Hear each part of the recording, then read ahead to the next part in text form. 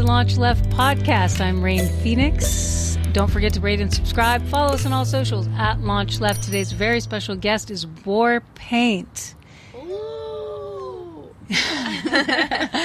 I do want to start with how great your new record is. I was telling T, I think it's my favorite.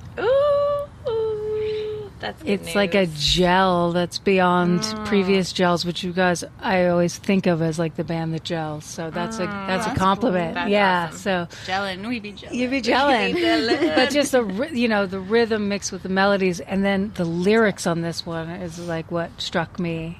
Whereas I didn't like. That's what was like extra for this one. Was it seemed like you're really writing from a place of deep knowing, even if it's an unknowing, it's a knowing. We be Yeah. 40. We be 40. That was almost the name of the album. I was just talking about that this morning. It was like a couple It was Photoshop like a serious challenges. moment of that thinking we- about it. Photoshop challenge. Yeah. I'm gonna do the WeB40, like in the UB40, UB40, you font. ready? Yeah. And then there's also the different strokes. Oh, where we were different members our of the faces Strokes on on the Strokes, but one of them would have to remain, so that they're Right. Anyways, Also Golden Girls. Hopefully Albert. Yeah, and then I the feel like Golden you should Girls. leave Albert. Yeah. Right? except Albert would be great because Who would the he hair. I don't know. It's like because you just replace the face. We just Right. replace the face. I found Yeah. a photo of them. They're all on the couch. They're like this, and it was like. That's So what I just happened. did basically swap out the faces. I've got it all. Yeah, Dunzo Bunzo. You better do it Yeah, quick. I need to do it now. Yeah, Right exactly. away. I gotta Do walk it my while we're walk talking. now. I know, because we want it on camera. Do while we're talking. All right. I know. Well, no, but how long has it been since the last time we've heard from Warpaint? The public. We put our album out. 2016 was our last album. So now that's almost 6 years, which seems crazy. So it's been like in every press interview, insane. they're like, so why haven't you played music in 6 years? And it's like, like, that's not exactly the story. But yeah, we put that out and then we toured forever and then we started making our album and then the pandemic happened, which Pushed. for better or for worse kind of made what you're talking about happen though too, because Theresa and I were left with our like singing and all these parts left to finish, and we just ended up finishing them remotely. We didn't have to rush through them as much as we usually have to. Yeah, the vocals are usually like, okay, deadline's passed, money's gone, one take Sally's. Like, I've done so many one take Warpaint One songs. take It's Sally. like- That's really funny. it's just like, so this One was take more Carrie. like 48 take Sally. This record. Yeah, so Yeah, a lot I'm of glad harmony you things. got 48 takes because I noticed. Yeah, also the harmonies got to be like really milked, I think, and like yeah, crafting crafting the gelled. songs. Gelled. For Yeah. sure. Also, we had the sessions, and we, he works in Logic, and I work in Ableton, and over those, like, 2 years, really, almost 2 years of sitting with the record, we had, we're able to, like, put it in the box and shape it, which we've never really done.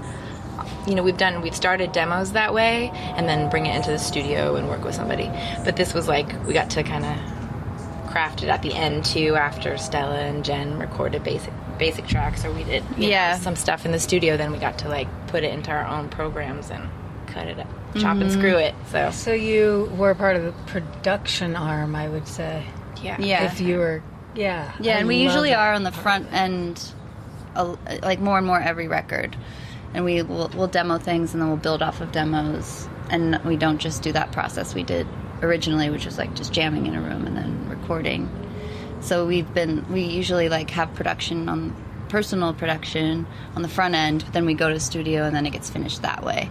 So this time we got to like return to our home studios and really get in there and get into the nitty gritty Minutia. details. Yeah. My favorite place. And it's great. And then, but then also, like now that we're playing them live too, they come to life in this other way as well. Like the ideal process is to keep like vacillating between the personal and then the band and the personal and the band. Yeah. And like during the pandemic and working alone, I think we got a little too isolated sometimes, because that was kind of maddening at certain moments, just to be like going down a certain road and then being there solo and then showing it to the group, and the group was like, whoa, where'd you go? I do not get it. And you're like, what?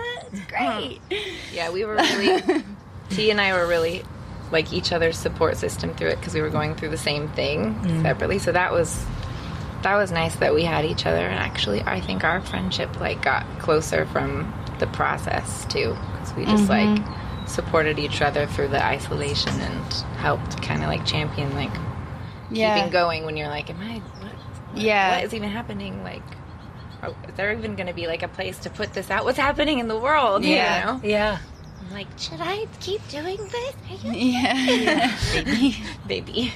What is next? Are you touring? Do you have plans to tour with it? Yeah. Yeah. We go, so basically all of May we have a 5-week tour in Europe. So it's been so nice to get back. Like, I think I maybe told you this, but until like a few days ago, I hadn't seen Stella since I was 7 months pregnant and my kid's 2. So that gives you, so we finished that album all without even seeing her, seeing each other. So only until a couple days ago had we all been in the same room together. Wow. Yeah. And the songs are kind of this like, it's almost like we're covering ourselves because we didn't write them like in the same way. So like T's saying, it's like it's so nice to just like get in the same space, like being in a band and having everything live through like texting and emails. It's like so mind, and we're so used to just feeling it out with our each thing other. Is like a connection, and talking's never been where we get most things done. It's just like play, and that's where it comes together. So that's been like a real relief and release to just get back together and play and remember that that's like where we thrive. Yeah, we don't even have to worry about. It makes me even stop worrying about like if the record's well received or how the business of it all does. It's just like reminds me that this is the point, the process, the joy of it, and like the journey of it, and kind of like realigns the vision. Yeah. Yeah, and you guys are actually going to be hitting the road again, which is definitely where you're going to experience exactly that, which just you guys and the music. Yeah. What and a cool the people too, like of that. Of course, yeah. I think that's probably what a lot of people are going to be needing, that communal space of give and take after so much like isolation. Yeah. Do you feel like a lot has changed since just in your own lives, whether it's in art or just day to day, since the pandemic? Like, does it feel like everything's different, or some things are different? Or do you care? You don't even have to answer that, but I'm just going to ask you anyway. Next question. That things have changed, like just in what are like our personal priorities or goals, or just, however, I guess in any way, things different for you in life in the last 3 years. I mean, she has a kid. I have a teenager. That's weird.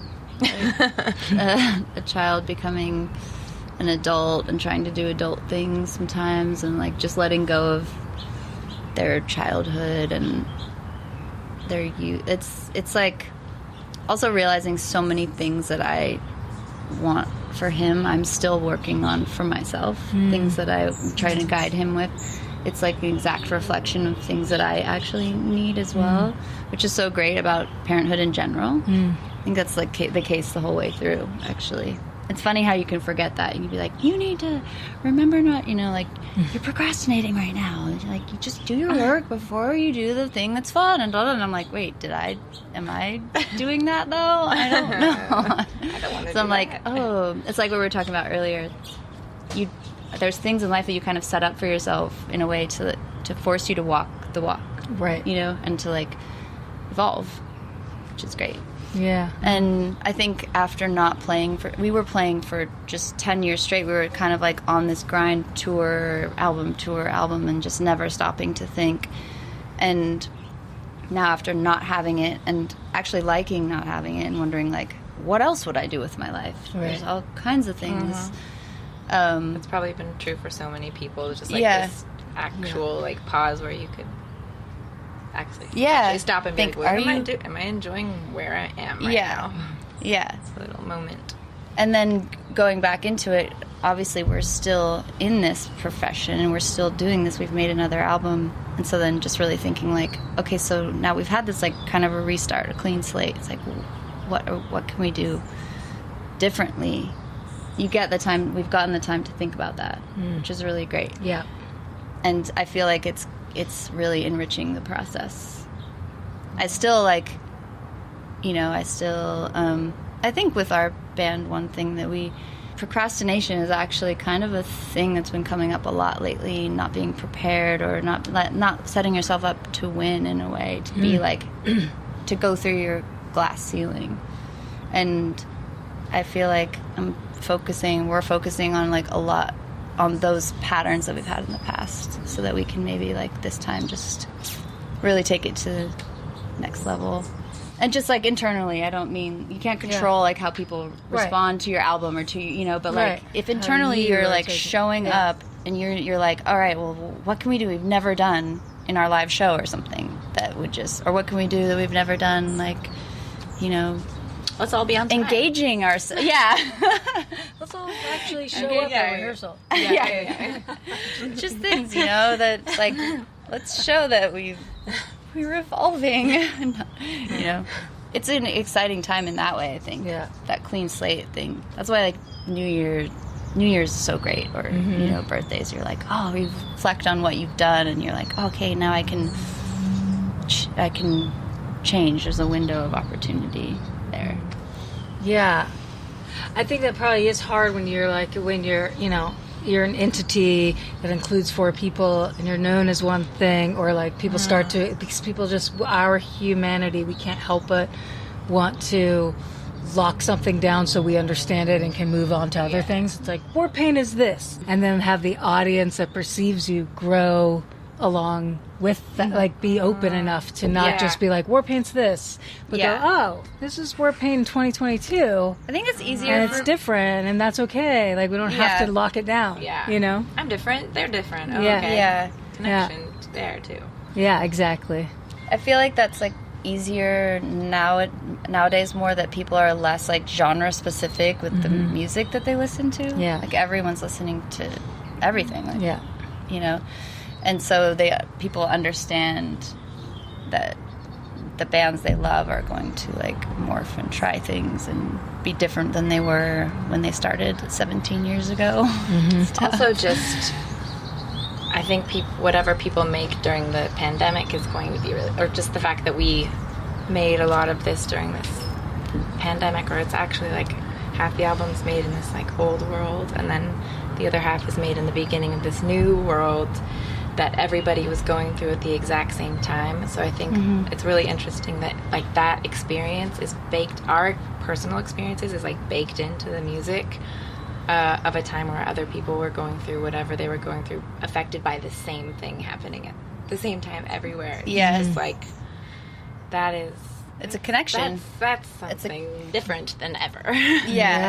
That's like, it's like, I was thinking like that didn't feel, I don't know, personal for some reason, just because everyone's experienced that same like kind of stalling of how they normally do things or something. But really it is great that we're all sharing these snapshots of this moment and like reflecting them each other, then and now. Yeah, and combining it. We were supposed to tour in September, and she was born, I was telling you, like the day LA shut down, she was born. And so everything shifted, and it gave me like basically these last 2 years of like maternity leave. Yes. So like everything changed for everyone, but for me, like it's so hard for me to say what is like pandemic and what's just like having a kid. Like that is so major. It's such a huge shift. So everything, just my entire life is so different, which I'm kind of, it's so exciting because I feel like even in the 10 years of touring and our like kind of schedule we were in, there's parts of it that started to feel like my life was just kind of a Groundhog Day. Just like a predictable system. And then so with all this shifting and changing, I just like, oh wow, life is, it just goes in totally different places you wouldn't expect, and there's just, it's it's not predictable, and that's kind of fun. Like I don't even know where I live right now. Right. And, like, that's kind of exciting. What amazing timing for you, actually, to have had a baby right when everything shut down. Yeah. I mean, it really Couldn't be more perfect. It's like everyone went inside to incubate. You know, you got to just, like, work out what it was like to be a mom for the first time and be with your partner and not have any obligations or make big decisions about tour or this or that. I mean, it's amazing. I'm so happy for you. It's absolutely. The thing, like, I was making the record during that time, which felt like a lot of pressure, but it's, in retrospect, I felt the stress of it at the time, but in retrospect, I still was home. Right. You know? Yeah. So that is...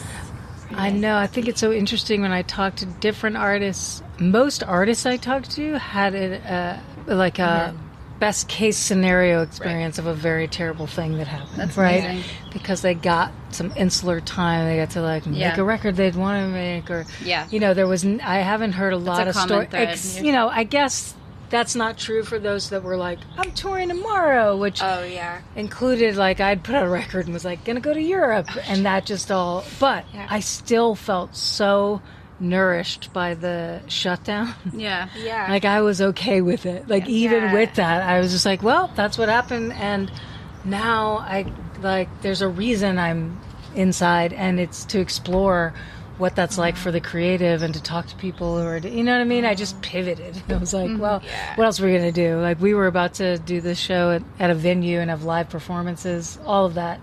We were doing that right up until the day they were like, you can't anymore. So, but we just quickly were like, no, now we're doing this. And this is really important and meaningful. And we got to talk to a lot of people that probably wouldn't have talked to us because they were at home. You know, because they were like, would have been on tour or doing something. And they were like, well, I'd love to just tell you what's going on for me. And so that was really interesting because we got to have like really kind of interesting conversations during a very bizarre time for all of us with the people that I always want to talk to. It was like, I always want to know what artists are thinking and feeling, because that's, to me, the pulse of culture change is in the arts. So I wanted to know what artists were feeling and thinking during that time, and I got to do that for like 2 years. That's all we did. We went on Zoom and just talked to people about it. It was so like cool because it gave me a sense of connectivity when I literally was alone in my little cottage in the woods. Didn't even have a pet. And I was like, okay, I think because I had this, like, to talk to other people. Definitely. So I totally think there is something really important in the creative space for, it certainly was for me, and talking to other people, it seemed like it was a meaningful time. If you just like look over the fact that like a lot of tours were canceled and all the people in touring music were screwed, stressed about money and all these things. I mean, there's a lot that was a bummer, but trying to bright side rain it. Well, as an artist, it's like create, or even government, like even help for people, like helped people stop, slow down, go inward, connect, be like, do I want to live in LA and be a bartender while I try to do this job, or like, oh, this is really nice, I like gardening, or like everyone's like baking bread or whatever. It's just like finding your, like what brings you joy, and that is that fortunate small percentage of people who got that opportunity. You know? Being able to separate the art from commerce, which is like what we get stuck in. We get stuck in the like business end of this thing that actually it's like you wish you were just like a teenager again, exploring whatever, because your parents take care of all the other like day-to-day shit. You just get to be like nebulous and explore. Like that, when does that ever get to happen? That's a really good point. I love how you just articulated that, because I think in a way it did afford, certainly for artists who are always in the sort of creative sphere that's a little left of center from the rest of the world's like commerce piece, but they still are have to do things for commerce. But in this case, we got to be teenagers again, where we were exploring. And it wasn't based on like, what do you show for your exploration? Like, are you going to survive? And exactly. Are you, how is it going to resonate with how many people? Exactly. And like a nervous system reset. Because that is that can be so anxiety inducing when you're trying to be creative, to have to be thinking about all of that, because it's your profession. Actually. I know. Shake it off. We'll just shake off art and commerce right here. Well, it's like we're feeling the real, because we haven't toured this whole time. So right now is the tightest we've been in terms of like, I mean, our pocketbooks or whatever, you know. So it's yeah, it's time. Time to suit up again. Hence Teresa's Photoshop side hustle. Right. At TheresaWayman.com. TheresaWayman.com. Is that how it works? / Photoshop # brick chains.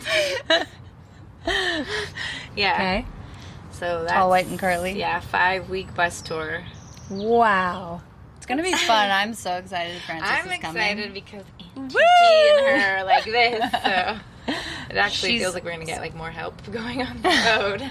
Probably. Yeah. Yeah, she loves being around everyone too. Yeah. Like we did one show a couple weeks ago, in the desert, just impromptu thing, and Without Stella. without Stella, we just played a bunch of old songs, and it was so amazing to just play again. Felt so good.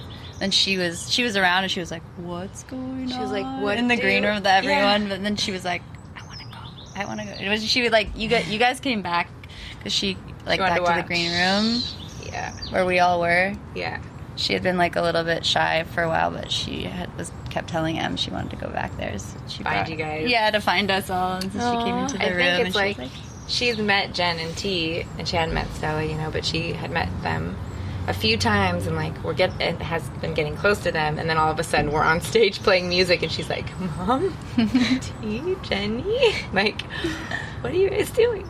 But she's also like fully aware of it all. For sure. I mean, if been you go there, it's like I wrote the songs when I was pregnant, recorded the songs pregnant, then finished them when I had her. So when we were like mastering and listening to like running order and stuff, she like can sing some of every song. So will she like potentially be throwing like fairy dust glitter on stage in Europe for you guys? Like That's a coming great out? idea. Yeah. I feel like she might get brave enough to just be part of this show. Yeah. I know. She does keep I've been saying... super into glitter lately, so I know, right?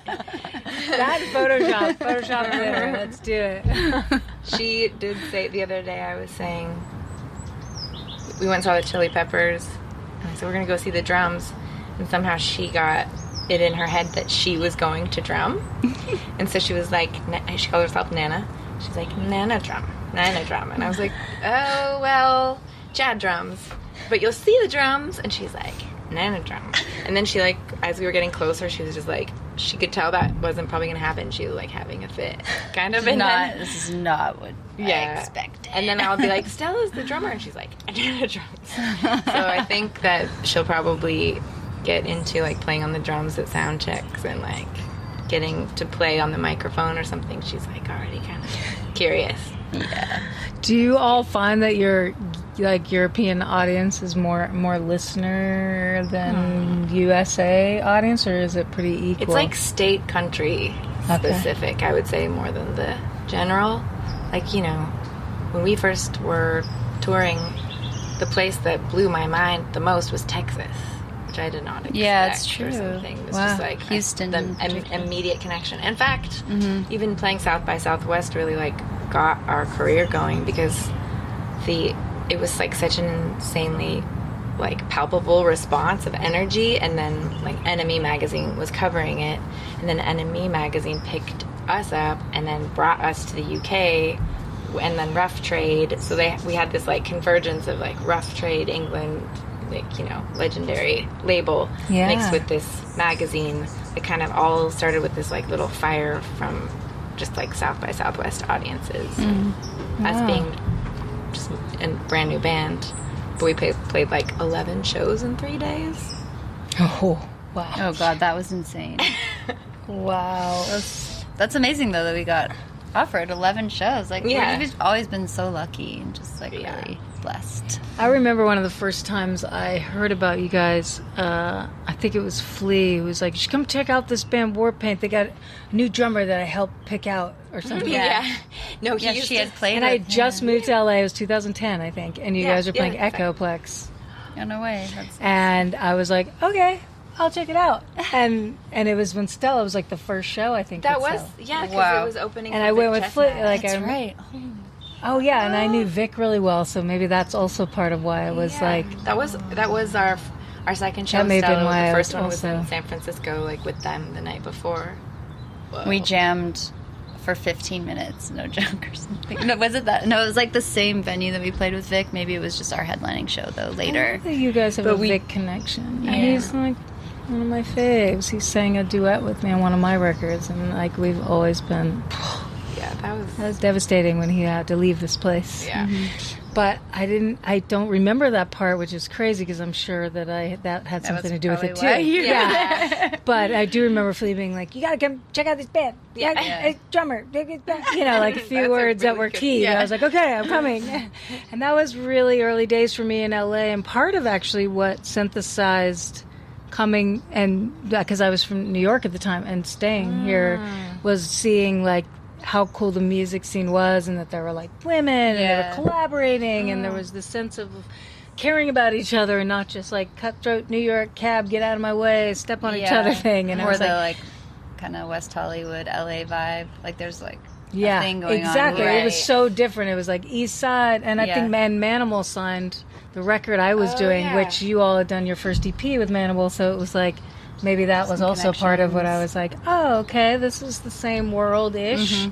But awesome. I really just now remembered that. That was a long time ago. We're already 12 years out from that moment. Yeah. Already 12 years out from then. It's crazy. Whoa. I know we still think of Stella as like just joining the band because we've been a band for 18 years, Yeah. Wow. but she's been in the band 12 years. Yeah, that's the beginning of the band for me. I guess your Exquisite Corpse was like hearing that. Wasn't that the EP? That's Yeah. I That's love such a that. great EP. And that's what turned me on to y'all. And then that show at the Echoplex was how I digested it live. And crazy times. So already so long ago.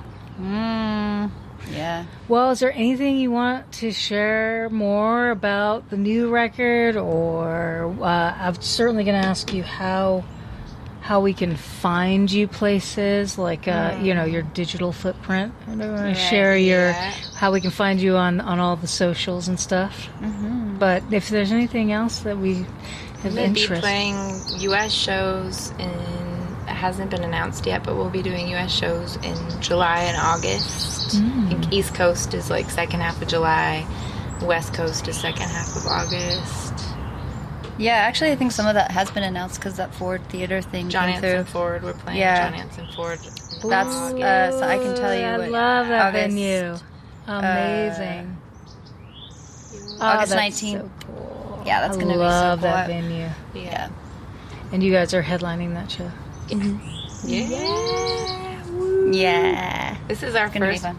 like in-person anything since back on the scene either. Right. It's nice to do with you. Oh, I'm so glad. Yeah. What a treat. I'm so glad it was us just hanging out in the gazebo in 100-degree weather. Yeah, Yeah. I'm just trying to pretend like I'm not sweating and don't smell really bad. It all looks of a sudden. beautiful. Yeah. Dewy glow.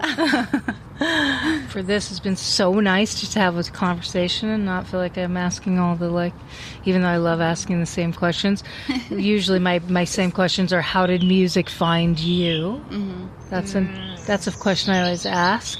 You don't have to question. answer it, but Fun. it's a question that's fun to think about, right? Like when did Grandma's you? piano. That's my answer. What's that? My grandma's piano.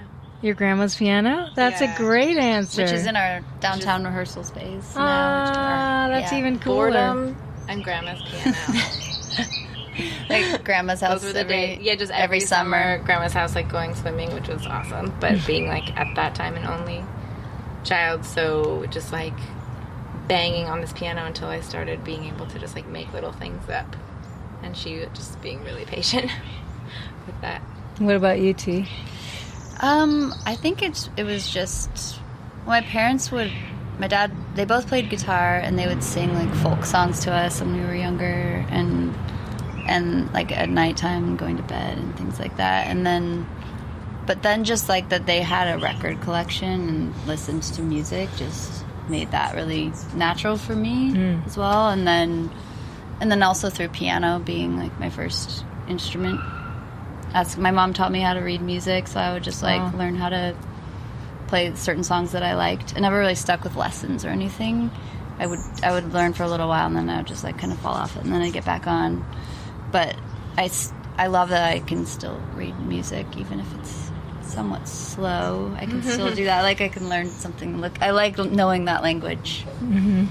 Do you know that Theresa and I met in 6th grade choir class? No, I didn't know that. In Eugene. Yeah. So that's another thing. Oh, is wow. like music kind of, our band kind of starts when we're 11. Right. In a way, because we learned guitar parts together. Like we learned I'm Looking Through You. Yeah. And love actually, that I was song. going to say, too, that, like... seniors or something? Yeah. Well, I was going to say that also, like, the idea of writing a song, that found me through Emily. Because she was doing that at that time when we were in high school. And I wasn't doing that at all. I didn't even really think of it as, like, a thing, really. I was just, like, loved choir. And I was an alto. She was a soprano, but also knew, like, alto... all the alto parts, which are always the harder parts because of the harmonies, and they're like, they can go really weird, but they make it really cool, and it's just more challenging. And that's how we met. Was basically she was like helping out the alto section. Awesome. Yeah. I had no idea. I love that wrinkle. Yeah. It was so cute. Teresa, like really the last day I think of 6th or 7th grade, like turned around because she sat in front of me in choir and was like, do you want to sign my book for like the end of the year? And then she's like, put your number, I'll call you. And I was like, I'll be at my grandma's. And she's like, I'll call you anyway. And then I went to my grandma's like in San Francisco, you know, from Eugene, long distance phone calls, you know. And my grandma calls when I like finally got back to Eugene. She's like, your friend Theresa called. And I was like, I'm in Eugene. Yeah, and I called we, like, and she wasn't there. And I was like, oh. She had just gotten back to Eugene, though, so it was great. And then we walked to school for the rest of our lives. Wow. Yeah, we walked to Still walking each other to school every day. Okay, one other question that I like to ask. What's your form of activism? What do you guys as a band champion when you're on the road? Or what do you think about when you're off the road? Or what, you know, there's so much going on. The world is tanking. Sorry to be really negative, but things are really dark right now. And they're light.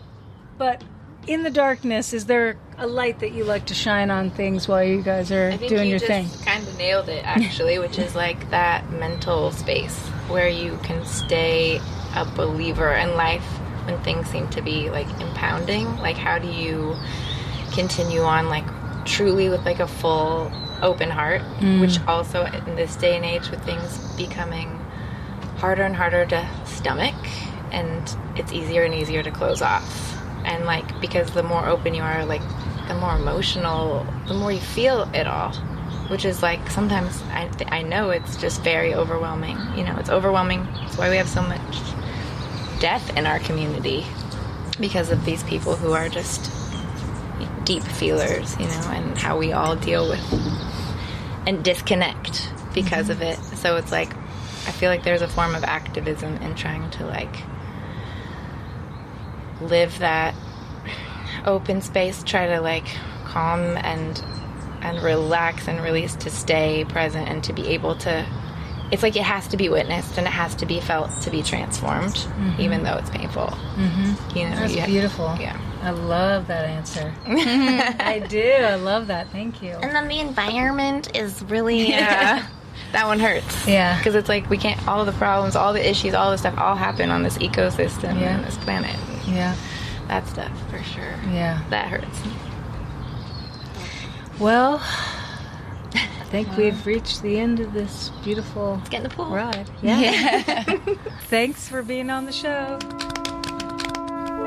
LaunchLeft aims to create an intentional space that highlights and empowers all artists for whom radical creativity is not a choice, but a necessity. LaunchLeft begins with music, but its ultimate aim is to launch left-of-center artists in all creative fields.